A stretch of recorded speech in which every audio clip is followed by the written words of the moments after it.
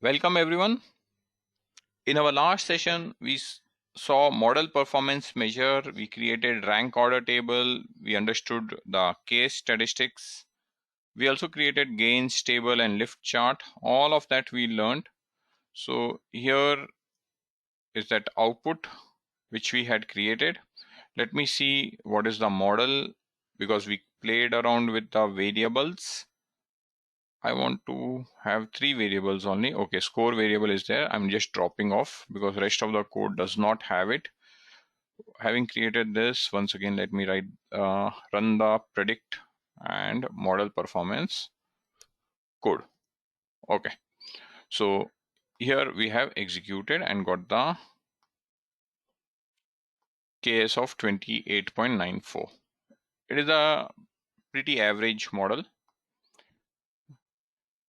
We already have learned AUC, ROC. So let's just quickly run the AUC ROC code also and see what is the model. AUC, area under curve. This is the plot. The value of AUC is around 0.7.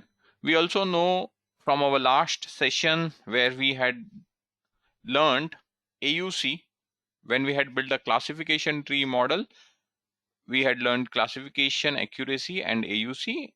In that we learned that AUC above 0.8 is a good model. Here we have 0.7. So on the KS statistics also we are not at 44, 45. On AUC statistics also we are not around 80 because we have not introduced all the variables. There are many such model performance measures. There is another concept called Gini.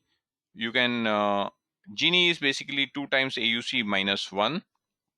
You can read about Gini. This Gini is different from the Gini gain.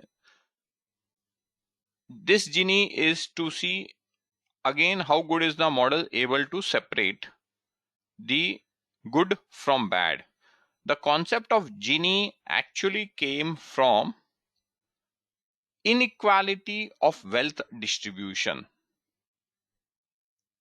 A econometrician, a statistician named Lorenz, he wanted to find out how unequal is the distribution of wealth in different countries, and he came up with a measure, and that measure is called Gini because Gini meaning is inequality, measure of inequality. So here also what we are trying to do is we are trying to give higher probability to customers who are more likely to respond and lower probability to customers who are less likely to respond. So if I assume probability is equivalent to wealth, so I am also trying to discriminate, I am also trying to have a differentiation, and the differentiation that I am trying to have is those who are more likely to respond I am giving higher probability. That's the premise on which we are building the model. And those who are less likely to respond we are trying to give lower probability. So a measure of how well the model is able to differentiate, separate the two segments. So we can again use the same concept of Gini which Lorenz designed to measure inequality of wealth. So higher the Gini, better is the model. Again, we should have a Gini above 0.5. In this case, we have around 0.41. So it's again indicates a average model. Classification accuracy. We should not use classification accuracy. Reason being, the data is unbalanced. As such, classification accuracy is not a appropriate measure for unbalanced data set. However, if you still want to use classification accuracy, in that case, you will have to classify some customers as responders and some customers as non-responders. Typically, the way you classify a customer to be a responder or non-responder is If the probability to respond is more than 0.5, you will call it responder. And if the probability is less than 0.5, you call non-responder. However, that is not the right way. Reason being, in an unbalanced data set, you hardly have 4 or 5 percentage. In our case, we have only, I think so, 4.44 percentage customers who are responders. In our data, we have hardly 4.44 percentage customers who are responders at the overall data level. So I will not have the probability more than 0.5 for a large set of customers. I can check that using a quantile function. Now here, if I see the quantile function, what I see is at a 100 percentile also, the maximum probability which I have assigned is 0.27, which I means here the model, which model has assigned is 0.27. Now, if 0.27 is the maximum percentile, there is no customer having a probability above 0.5, which means we will not be assigning any customer as response class, responder equal to yes. That is not the right approach. What we have to see, in my original data set, 4.44 percentage are responder and remaining 95.6 percentage are non-responders. So what I will do is, I'll take a cutoff 0.956, that is 95.6. 95.6 percentage of the customers, wherever is the probability, so 95.6 percentile probability will come somewhere around 0.12. So any customer whose probability is less than 0.124 something, I will mark them as non-responder. Rest of them who are above 0.956, I'll mark them as responder, because in my original data set 95.6 percentage are non-responder. So in that proportion, I'll mark non-responder and responder. I can have this approach. So here what I've done, I've directly taken the quantile function to get that cutoff probability. Anyone who is above this cutoff probability of 0.956, that customer will get marked as responder. This is predicted responder, not the actual. And predicted is based on probability, which is also predicted. And those who are below the 0.956 cutoff will marked as 0. Now having declared the, let me show what is that 0.956 cutoff. So 0.128. So anyone whose probability is above 0.128 will get marked as 1. Now if I do that, I can have my classification accuracy. Classification accuracy is only 0.92. In my overall model, 95.6 percentage of customers are 0, non-responder, and 4.4 percentage are 1. If I would have built a model without even building a model, if I mark everyone as 0, I would still be 95.6% accurate. As such, classification accuracy should not be used for unbalanced data set. So this measure is useless when you are using a unbalanced data set. And that is the reason why we use AUC, ROC, and this concept was clearly explained when we learned classification tree technique. If you have forgotten that, in that case, you have to go and see the video on classification tree. Now I will explain this model performance in detail. Rest of the performances were explained earlier. As such, I have quickly moved. I did not explain them in detail. Now this is a very important model performance measure, and that is goodness of fit. Goodness of fit. In our statistics session, we learned chi-squared test. Chi-squared test is applied for two purposes.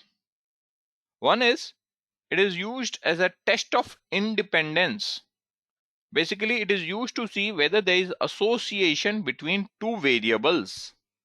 And in statistics session, we took an example of vaccine versus corona. And actually, the example was vaccine versus smallpox. That example we had taken, and because we are in the current regime, there is lots of corona, so we had twisted the example and said, okay, vaccine utility to stop corona, and we did a test of independence. Second example we had taken was goodness of fit. And if you recollect, the example that was taken was, you have built an artificial intelligence model. Based on model, you have created 5 buckets: very high chance of fraud, high chance of fraud, moderate chance of fraud, low chance of fraud, least probability of having fraud. Like this, we had 5 buckets. And we had data where we had actual fraud cases, actual no fraud cases, predicted fraud cases, and predicted no fraud cases. That kind of data set we had, and we did goodness of fit. Now, in a chi-square test, the null hypothesis is there is no difference between observed and expected. I repeat, in a chi-square test, the null hypothesis is there is no difference between observed and expected. Alternate hypothesis is there is difference between observed and expected. Now here, when I use the word expected, who is giving the expected values? The expected values are coming from my machine learning model. If the expected values are coming from my machine learning model, the question to be asked is, do you want the expected as predicted by your model? Do you want it to be different than actual, or do you want to be same as actual? Obviously, you want what you are predicting to be very close to actual. If you want your predicted to be very close to actual, which means you are saying the null hypothesis to satisfy, null hypothesis is there is no difference between expected, that is predicted, versus actual, and that I want to satisfy. So I have a chi-square test. Again, chi-square test can be executed between two categorical variables. However, I have one continuous variable, that is my probability. Probability is predicted by the model, and the other is target variable. So to apply a chi-square test, what we have to do, we have to convert the probabilities into bucket, something like this, deciles. Probabilities are converted into buckets. So for chi-square test here, which we use for model performance, that chi-square test is called as Hosmer-Lemeshaw goodness of fit test. So similarly, we create 10 buckets. In this 10 buckets, we will see what is the actual number of responder and what is the actual number of non-responder, and we have to compute what is the model predicted number of responder and model predicted non-responder. How do I get model predicted number of responder and responder? I simply add the probabilities. The sum total of probability is equal to expected number of responders, total number of observation in a given decile, minus total number of expected responder is equal to expected non-responder. So this way I can create a chi-square table, and then I can apply a goodness of fit. At a very broad level, I have explained this. Let me run this code. Here you can see the table which I was discussing. We have to convert the probabilities into decile, and based on the decile I'm getting in each decile how many customers are there, and that 993 customers in the top decile actual they are split like this. Model is saying was expecting 135 responders and 858 non-responders. So now you have observed, expected, observed, expected. Because you have observed, expected, the chi-square formula, observed minus expected the whole square divided by expected, summation of this term can be applied, and all of this is actually coded in this function. I have to find what is the p-value. That is more important for me. Okay, what is the p-value that is coming? P-value is coming as 0.09 at an alpha threshold of 0.05. The p-value is higher than 0.05. I will accept the null hypothesis, reject the alternate. Null hypothesis is there is no significant difference between observed and expected.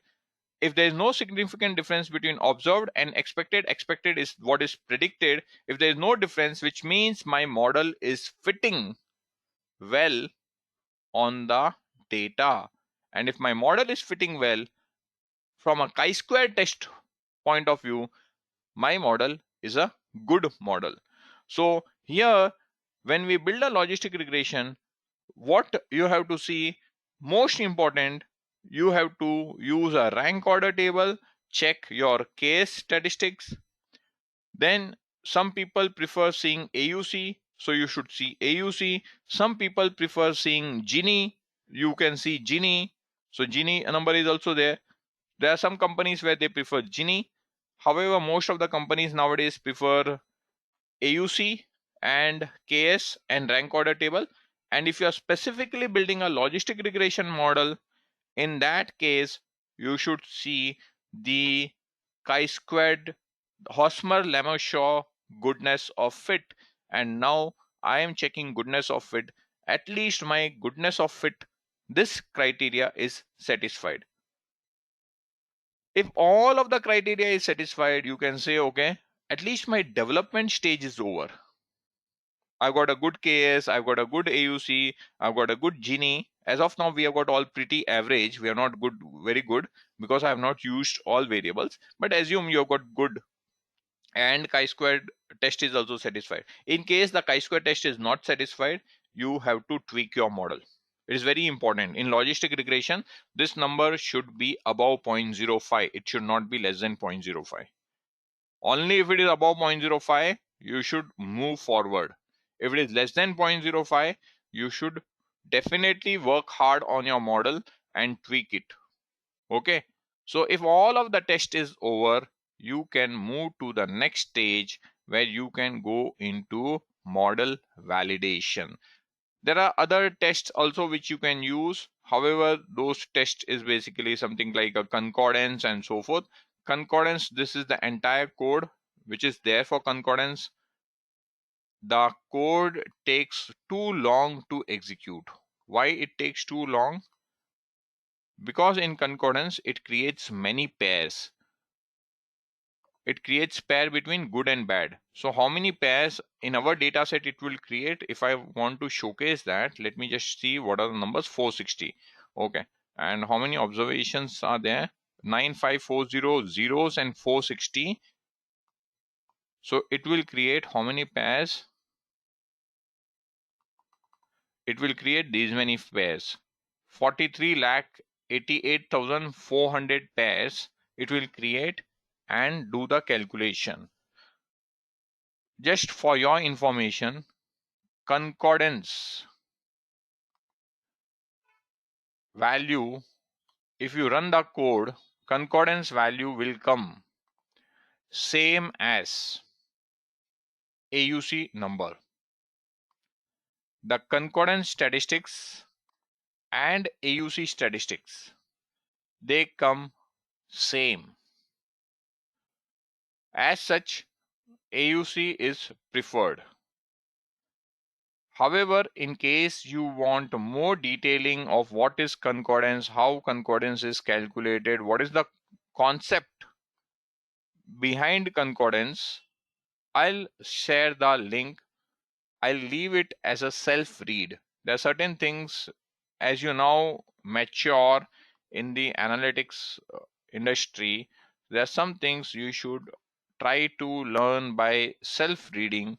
So, here is the blog where the entire concept of concordance is explained with detailed step by step calculation by taking a very small data set of 10 records. So the number of pairs will be around 20, 21 only. So those pairs, examples of those pairs. So here there are 21 pairs will be created out of this 10 records, and how the entire calculation is done. Similarly, the Gini coefficient, which I did not get into detail. Again, Gini coefficient, as you see, can be derived from AUC. 2 times AUC minus 1 is what you can get Gini. But if you want to understand the concept, this inequality of wealth, that concept is explained here. So from those standpoint, I have kept this entire blog page as a self-learning. You have to go through this yourself. The important model performance measures: rank order, KS, lift chart, AUC, Hosmer-Lemeshow goodness of fit, classification accuracy. These concepts have been explained at length. With this, we complete the stage of model performance measure. We now have to get into model validation.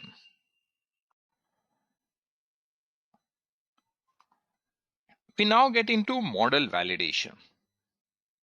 How a logistic regression model is validated. I wrongly pressed F5 key.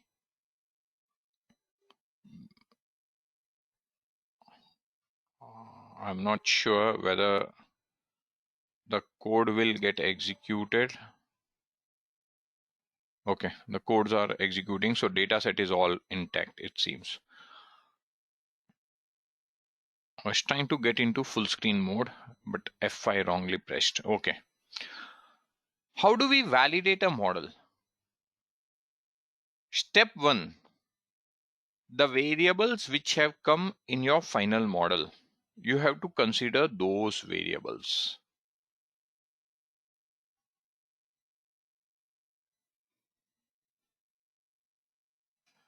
Okay. So here, occupation came as imputed in a weight of evidence format. So I need to ensure I create the weight of evidence variable in my validation dataset.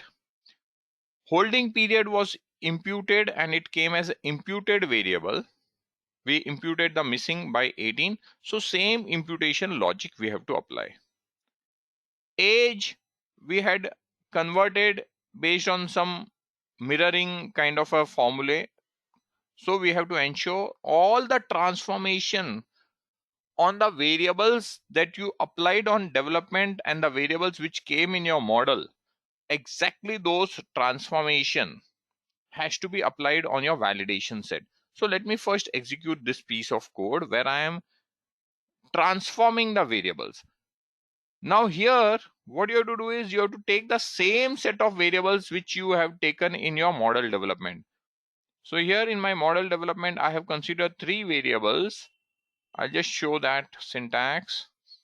HP imputed, DV age, and occupation weight of evidence. Exactly the same 3 variables I'm going to take. Now I'm not in a stage where I'm trying to discover which variable will come significant and which variable does not come significant. The process of finding which variable comes significant and not is all taken care in development stage. Now I'm just trying to see whether the variables which came significant in development come significant and stable in validation or not. I run that. Having executed this, what I need to do, I need to copy this table, which is my model variable coefficient table. So I'll take this, copy it to Excel. So here let me write somewhere validation. This is from validation dataset. Okay. Similarly, the same coefficient table I need to take for the development set. So I have to copy this for the development set. So I type here development.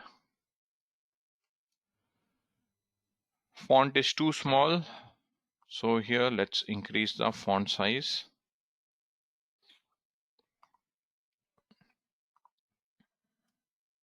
Yeah. Intercept is placed parallel to intercept. P values are all 0 in validation. P values are almost all 0 in development. So all the variables are significant. 0.1. Now, second important thing is what we have to see is development validation ratio.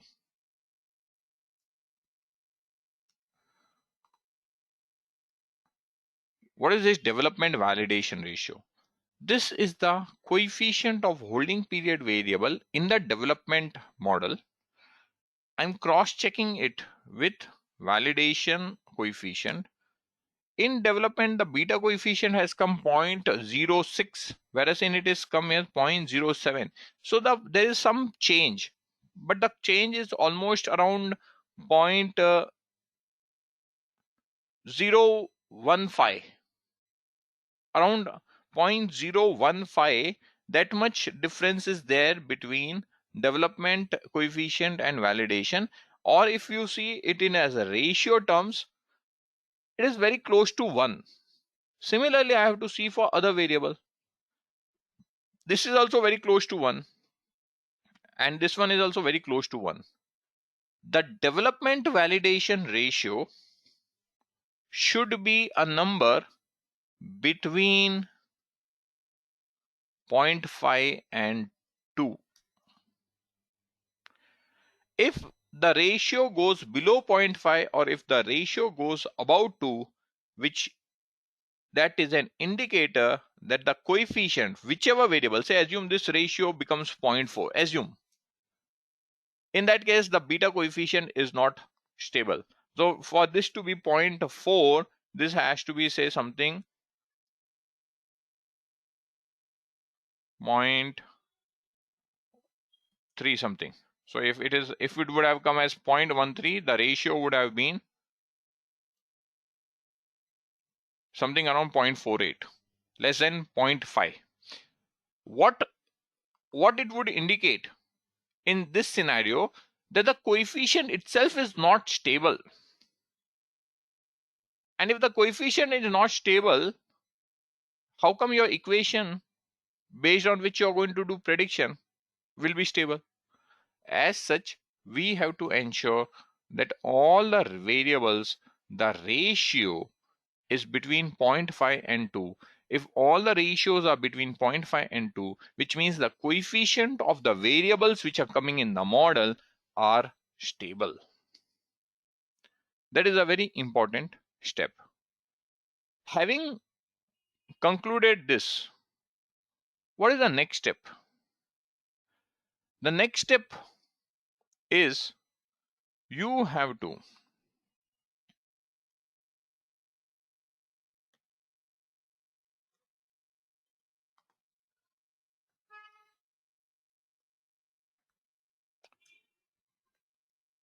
run rank order on the validation data.